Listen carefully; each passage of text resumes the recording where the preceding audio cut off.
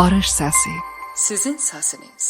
Azərbaycanlı mübariz və məşrutə qəhrəmanı Səttarxanı hamımız qorxmazlıq və şücaətə tanıyırıq.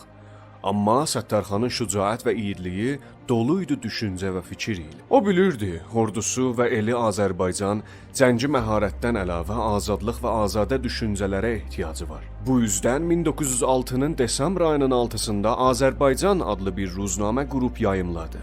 Səttarxan dəstur verdi, Azərbaycan ruznaməsinin dili türkü və baş yazarı Əliqulu Səfərov olsun. Nazim Axundov yazır, Səttarxan Azərbaycan ruznaməsinin əvvəl şumarəsini görəcək gözləri yaşla doldu. Rəhim Rəisniya da Üzeyir və Do İnqilab kitabında yazır, Quyan Səttarxan ruzə nəşrə əvvəlin şumarı ruznamə Azərbaycan və ruzə Eyd Milli bəray Azərbaycan elan کرده است. Səttarxan Azərbaycan ruznaməsinin ilk yayımlanan gününü milli bayram elan etməklə içində olan vətən eşqini tam üzə çıxarmış.